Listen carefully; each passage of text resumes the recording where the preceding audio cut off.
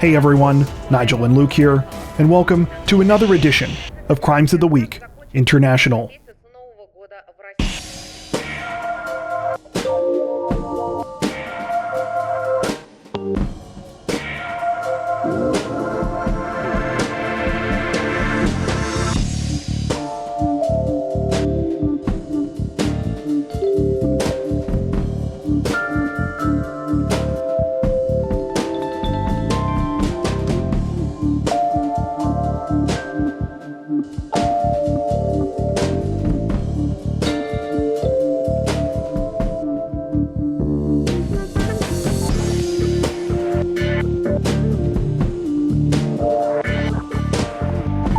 Authorities in Japan's Nara prefecture say that they have arrested a 41-year-old nurse this week after she was recently involved in a bizarre and oddly dark vandalism case.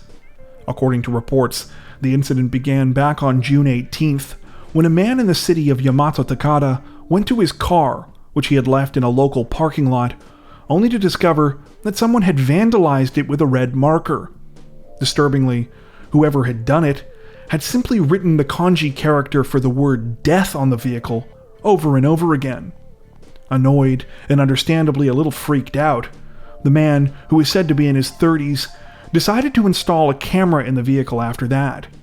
Sure enough, just over a week later, the same thing happened again, only this time he got footage of the perpetrator.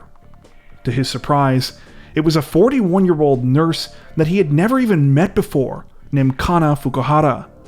Between the two incidents, Fukuhara had reportedly written death on the man's car at least 47 times. When police were presented with the footage of Fukuhara, it was enough to place her under arrest, but unfortunately didn't result in any kind of explanation or clarification. Despite being caught red-handed, the nurse denied everything, not only saying that she wasn't to blame, but that she'd never even been to the parking lot where the incidents took place. While we normally don't speculate about stuff like this, the whole thing is so bizarre that we can't help but wonder why Fukuhara did it. One commenter on the news site Japan Today did have an interesting theory though. Maybe she's just been so overworked at the hospital lately that she just sort of snapped. Whatever the reason, police say that Fukuhara is now facing multiple charges for property destruction.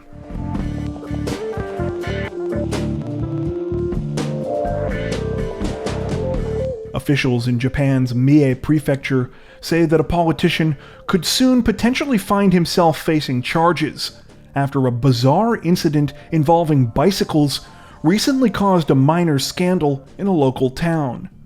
According to reports, the situation began on August 16th when a contract worker in the town of Komono noticed something strange while on the job. The worker had been tasked with collecting abandoned and illegally parked bicycles in the area for impound. However, when he got to a local train station, he noticed something odd. Though the station itself had a free parking lot for bicycles, in the vicinity of the station, there were a large number of bikes that were clustered together on the side of the street. Even stranger, all of the bikes had been overturned, with their wheels pointing up in the air. The contract worker reported the incident, and soon news of the strange discovery even made its way to the town's mayor, Takayuki Shibata. Only, instead of being surprised by the situation, Shibata reportedly said, "Yeah, that was me." According to Shibata, starting in July, parking bicycles overnight at the train station had been prohibited. So from that point on, he had personally taken it upon himself to do something about those who disobeyed the new rule. Every morning, he would go to the free parking lot, pick up any bikes that were there, and carry them to the spot where he had dumped them upside down. Understandably, many people had questions for Shibata about this bizarre behavior, prompting a town meeting that was held on September 12th. During the proceedings, one of the town's councilors suggested that the mayor's actions had been a little extreme, and said that he could potentially be charged with damaging property. Another town councilor pointed out that the place where Shibata had chosen to leave the bikes was also private property, and that he could be slapped with illegal dumping. For his part, the mayor apparently seemed totally unfazed by the whole thing.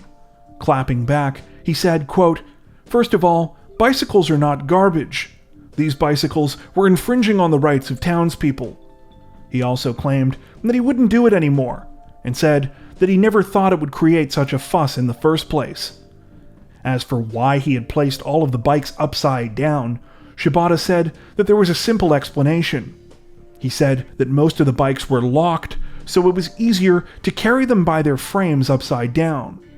He said that because he'd sometimes move as many as 30 bikes per day, he got tired, so he never bothered turning them back over when he dumped them because it was too much effort. According to reports, the whole thing is even more silly when you consider that the train station at the heart of the whole bizarre pseudo-scandal was already planning to build more free bike parking in the first place. By next spring, there will be 4 times as many spots available for people to use.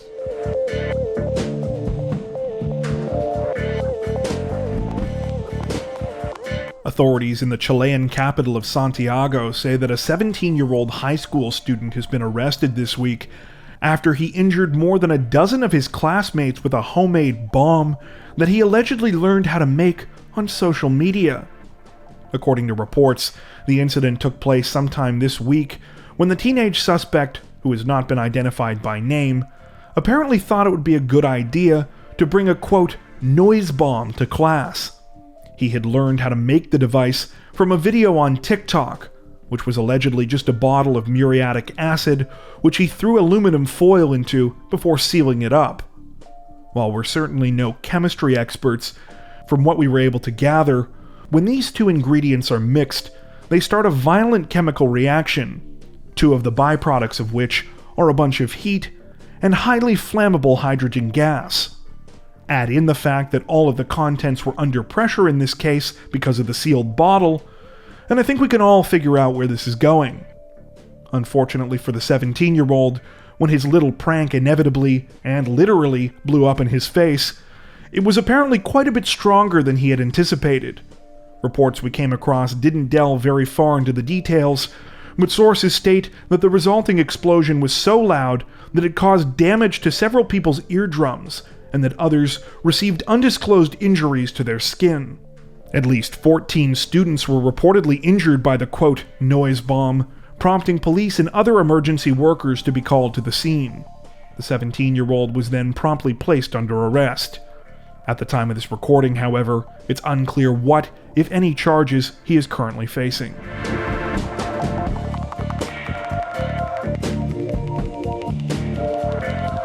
Authorities in the Australian state of Victoria say that an elderly man is facing multiple charges this week after he was cautioned numerous times about abusing the 000 emergency system, but was seemingly incapable of learning his lesson. According to reports, the situation began on October 12th, when the 73-year-old unnamed suspect began dialing 000 repeatedly without any kind of emergency taking place. He was apparently cautioned about this several times, though continued to make dozens more calls completely undeterred. Finally, on October 19th, police decided that they had had enough, and they went to visit the 73-year-old at his property in the Melbourne suburb of Frankston. In no uncertain terms, they told him this would be his final warning. By 5:30 that afternoon, though, they had to return to the residence again, because the man had still not stopped. This time, he was arrested and was charged with multiple counts of using a telecommunications service to harass, an improper use of an emergency service. Though you would think that this would be the point at which even the most unreasonable person would cut it out, that was not what happened. Instead, after being released from custody, the 73-year-old allegedly continued calling 000, right up until the point that police arrested and charged him for a second time. It's alleged that in the span of a single week, he made at least 248 of these calls. At the time of this recording, the 73-year-old has now been released for a second time. I guess only time will tell whether he wants to have another round. In either case, he's due back in court in January.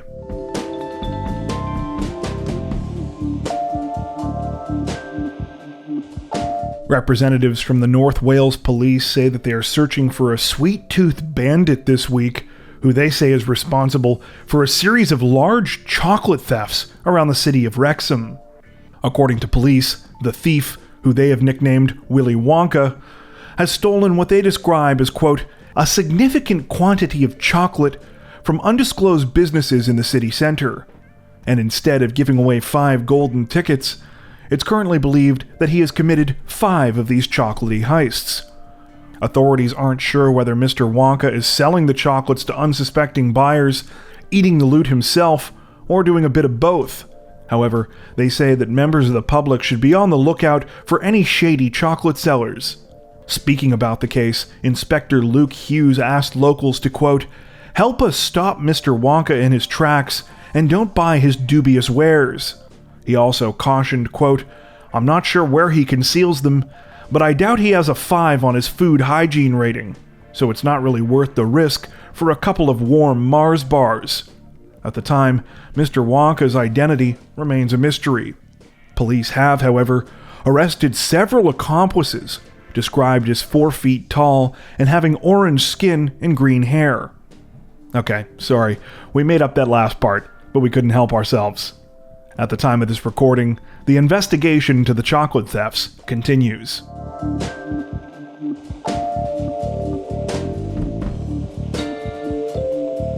Authorities in South Australia say that it's game over for a 42-year-old accused thief this week after he was allegedly caught trying to steal an entire arcade machine from a local mall. According to reports, the incident took place just before 8:30 a.m. on November 11th, when the suspect, who has not been identified by name, entered the Parabanks shopping center in the Adelaide suburb of Salisbury. The 42-year-old was allegedly captured by the mall's surveillance cameras as he walked up to an area where several arcade machines were. He then brazenly unplugged one of the machines, a chocolate castle claw machine game, and began wheeling it away towards an exit. Though the man had tried to cover up the crime by dressing as a maintenance worker, his disguise apparently didn't work on everyone, as a few concerned shoppers ended up calling the police. They were able to arrive at the scene after the suspect had loaded the claw machine into a white van in the parking lot, but before he could flee the scene. In addition to catching the suspect red-handed with the claw machine, officers soon discovered that the man's getaway van was also stolen. Not only that, but the vehicle's license plate had been replaced with an obviously fake one made out of a sheet of paper, with numbers drawn on with a marker. Unbelievably, police say it didn't end there though. The stolen van was apparently loaded with bags of coins that led them to believe this wasn't the first machine the suspect had stolen. Sure enough, a search of the man's home in nearby Parafield Gardens turned up 10 more allegedly stolen arcade machines. This week's arrest is reportedly welcome news to the owner of the Chocolate Castle Claw game, who says that he has had at least 11 of his arcade machines stolen from shopping malls all across Adelaide in recent weeks. He estimates that between the machines and their contents, the thefts have cost his business in excess of $50,000. While it's not clear if the 42-year-old suspect has been officially connected to any of these other thefts, authorities say that they are currently investigating whether this might be the case. At the time of this recording, the 42-year-old has been charged with attempted theft and illegal use of a motor vehicle.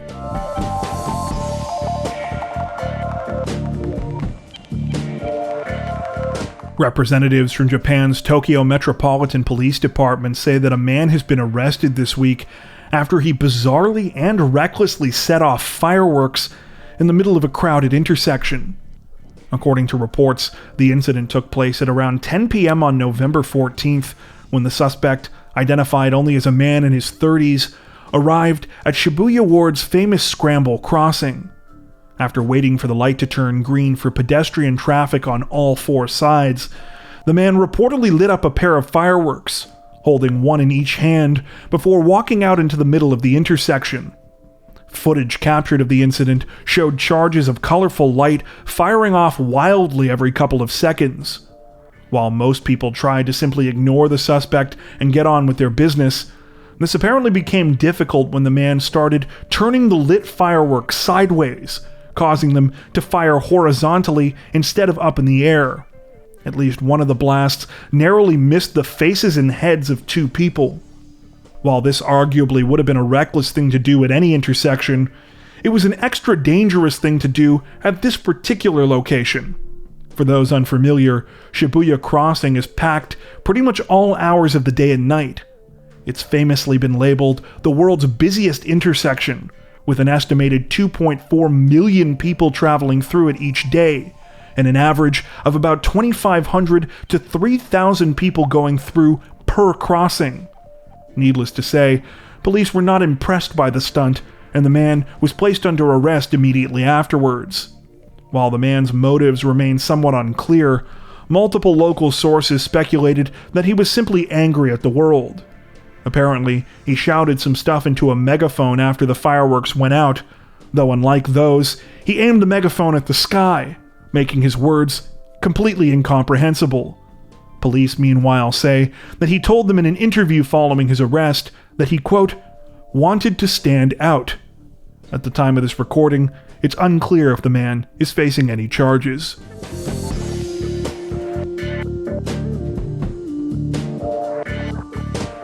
Representatives from Japan's Tokyo Metropolitan Police say that a 27-year-old gig worker's next side hustle might be in a jailhouse cafeteria, after he was arrested for allegedly smearing food on the door of a customer after becoming disgruntled while on the job. According to reports, it all started on October 12th, when 27-year-old Takuma Ichikawa made a food delivery to an apartment building in Tokyo's Toshima ward, while working as an Uber Eats courier. The order was completed, and apparently on Ichikawa's end, everything seemed fine, until a little later that day, when he noticed something on his app. The customer at the Toshima apartment, identified only as a woman in her 20s, had given him a low rating. While reports don't mention why the woman wasn't satisfied with her order, so we can't speak to the validity of her problem, regardless, it's safe to say that people just being jerks sometimes is unfortunately a predictable hazard of this kind of job. Apparently, this was not the way that Ichikawa saw it though, and he decided he would make it known that he took the situation personally. According to police, after receiving the low rating, the 27-year-old returned to the woman's apartment at least 2 times and smeared curry all over her apartment door. They allegedly know this because Ichikawa was caught by surveillance cameras at the building entering the premises twice on October 12th and once on October 13th. It took police a little time to positively identify Ichikawa, but he was reportedly arrested on November 14th. So far, the 27-year-old has allegedly remained silent during questioning, and it's unclear what charges he could be facing. Whether police throw the book at Ichikawa or not, though, one commenter on a local news site summed up the situation this way: "It's definitely a lesson on how not to curry favor with your customers."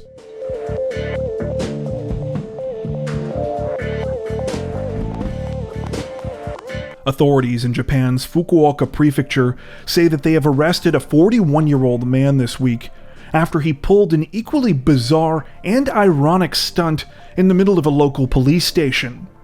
According to reports, the incident began on the evening of November 28th at a Fukuoka prefectural police station somewhere in the city of Kitakyushu.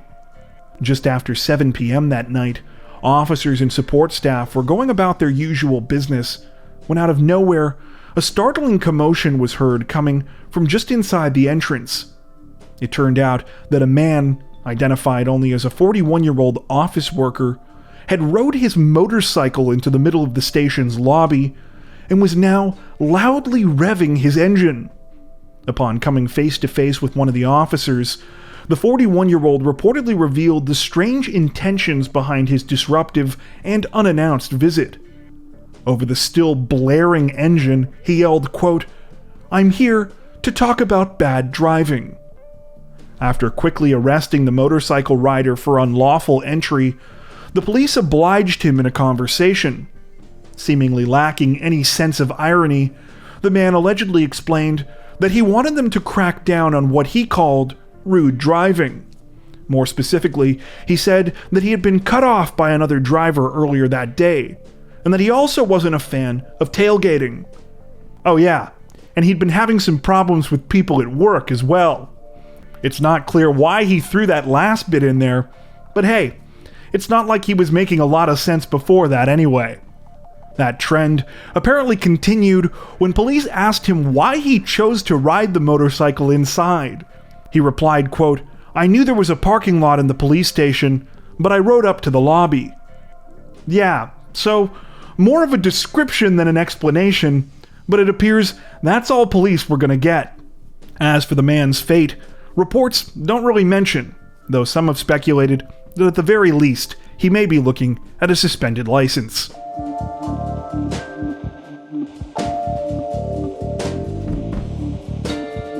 Motorists in Taiwan's Changhua County were recently treated to quite the bizarre sight on a local highway when a man was spotted casually driving with a large traffic sign protruding from the hood of his SUV. According to police, the incident began sometime last week when multiple people began uploading strange video clips of the vehicle driving southbound on Provincial Highway 74. At first, many people didn't know what to make of it. Was it really a traffic sign sticking out of the man's SUV? Or was this some sort of bizarre and unknown vehicle accessory? The debates continued for a while, until another bit of video footage was uploaded, this time from neighboring Taichung city. The footage was taken from a surveillance camera on the outside of a building and appeared to show the same SUV driver as he crashed into a traffic divider just before the on-ramp to Highway 74. After slamming into the divider, the SUV could be seen sitting there for a few seconds before slowly reversing. However, when it did so, it took the entire traffic divider sign with it. The video finished with the SUV driver getting onto the on-ramp with the traffic sign still stuck to his vehicle. While it's unclear if police started investigating the situation following the emergence of the video clips, this was ultimately rendered unnecessary on December 2nd, when an embarrassed 71-year-old man showed up at a police station in Taichung City to explain what had happened. The man, who was identified only by the last name Lai, explained that he had been on his way home in the late afternoon at the time of the accident when he had been blinded by the sun. He said that after he struck the traffic divider, he panicked, and not knowing what to do, he decided to just continue driving home with the thing mounted to the hood of his SUV. While authorities say Lai won't be facing any criminal charges for the incident, he's still looking at a couple of fines. They say that he faces a fine of up to 3,000 new Taiwan dollars, or about $100 US for leaving the scene of an accident, and a further 24,000 new Taiwan dollars, or roughly $800 US for dangerous driving.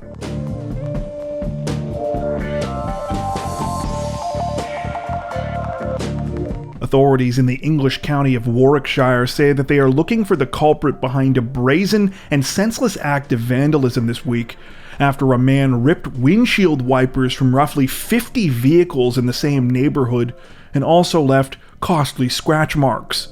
According to reports, the incident took place at around 3:30 a.m. on December 18th in the small village of Dordon, located about 18 miles northeast of Birmingham. Surveillance cameras in the area captured the unknown culprit as he went around to nearly every vehicle parked on Kitwood Avenue and Coppice Drive and ripped their windshield wipers off. On a number of the vehicles, the vandal took things a step further, deliberately scratching the windshields as well. On at least one of the targeted cars, he carved the letters LOL. While the suspect obviously thought he was pretty funny, suffice it to say, none of the victims are laughing. The crime has resulted in thousands of dollars worth of damage, and several people say that their windshields were scratched so badly that the windows will need to be replaced entirely. A couple of the victims who spoke to local media say that it's an extra blow considering it happened just days before Christmas. At the time of this recording, it appears that the suspect has yet to be identified. Anyone with information about the case is encouraged to reach out to Warwickshire Police.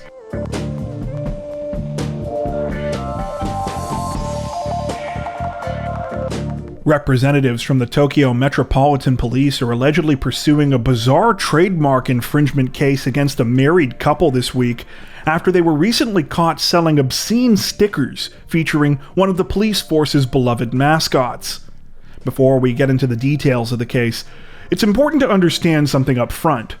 The people of Japan love a good mascot. Though we in the West are fairly familiar with mascots for things like product brands or sports teams, apparently this is just the tip of the iceberg in Japan.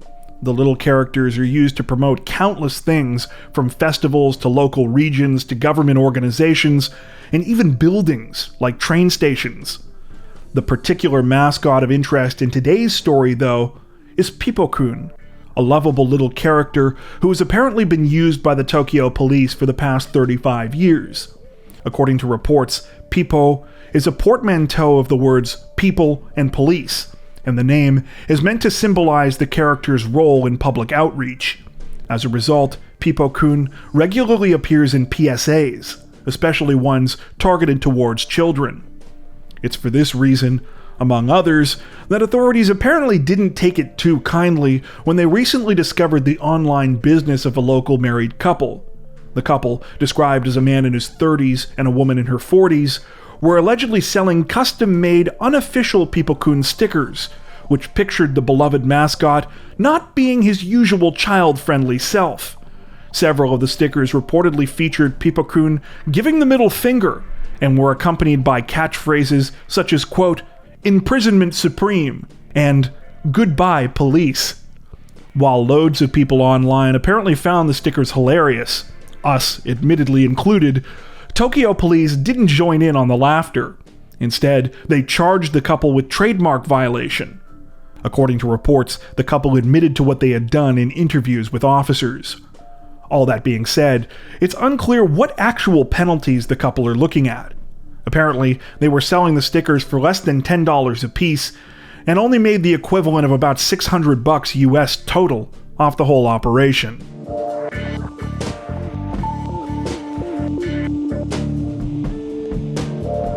Representatives from the Hong Kong police force say that a 27-year-old purported scammer is in hot water this week after he allegedly tried to deliberately get hit by a car and failed, then attempted to salvage the situation with some seriously cheeseball acting.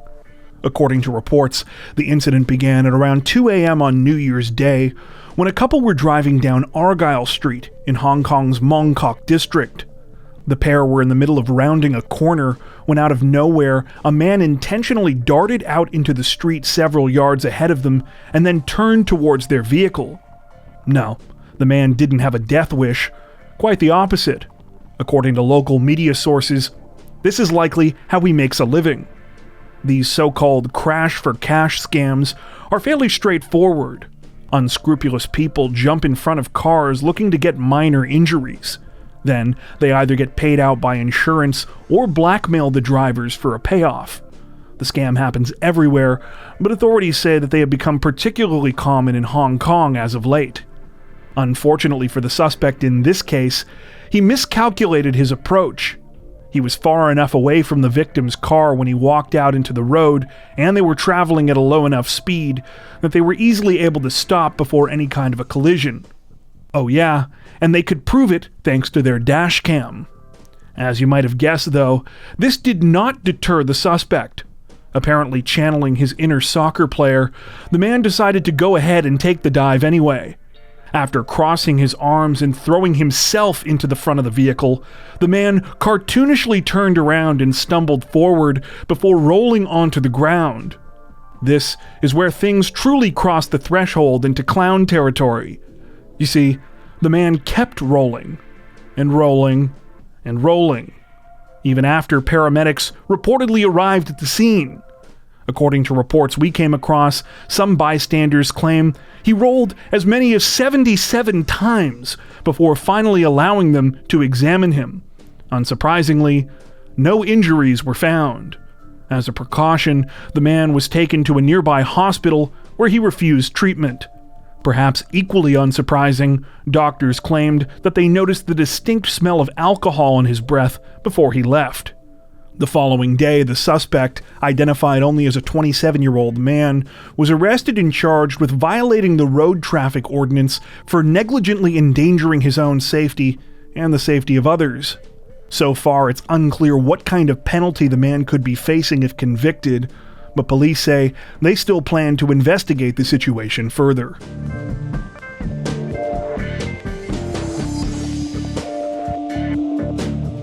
If you're a regular viewer of our Crimes of the Week International series, then you'll probably know that we've covered our fair share of bizarre crime stories out of Japan involving women's underwear. It's gotten to the point, especially when it comes to cases of men stealing underwear, where honestly, most of the time we don't even bother covering them anymore. The reason being that it appears to be so common that it's not exactly newsworthy. However, just when we thought we'd seen it all, we came across this story, where one local pervert apparently managed to up the ante in a truly terrifying fashion. According to reports, it all started in the early morning hours of Christmas Day when a 28-year-old man in Osaka's Johto ward named Shohei Nakajima allegedly broke into the female victim's home through a bathroom window. It's unclear if the victim and her 2 children were home at the time, but it appears that the crime went unnoticed until the woman realized she was missing 14 pairs of underwear. Pretty creepy, and quite frankly, pretty inconvenient. So naturally, she called the police. Unfortunately for authorities, Nakajima barely gave them any time to investigate before taking the crime to a whole other insane level. 2 days later, he returned to the victim's house, only this time he placed a tire outside the woman's front door and set it on fire. The fire spread, and the 2-story wooden home was completely gutted by the time firefighters could put it out. Though thankfully, the victim and her 2 kids managed to escape physically unharmed. Thanks to surveillance footage taken from the area, police were able to identify Nakajima as the suspect not long after. He wasn't exactly hard to find, since he also apparently lived in the neighborhood. While the 28-year-old has now been charged and remains in police custody, he claims that he wasn't trying to hurt anyone. He also apparently admitted that he had stolen other women's underwear before, though presumably didn't burn down their houses. As to why he targeted his neighbor in such a terrifying way, it's anyone's guess. Though one commenter on a Japanese news site we came across theorized that perhaps he was unsatisfied with his particular victim's choice of underwear. Before we wrap up, we'd like to take a minute to thank our amazing supporters over on Patreon.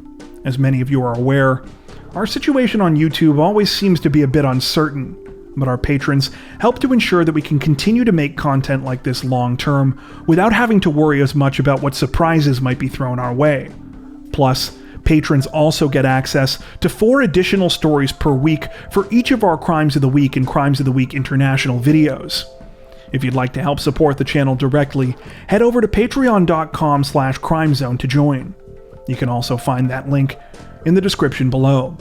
As always, thank you so much for watching, and take care.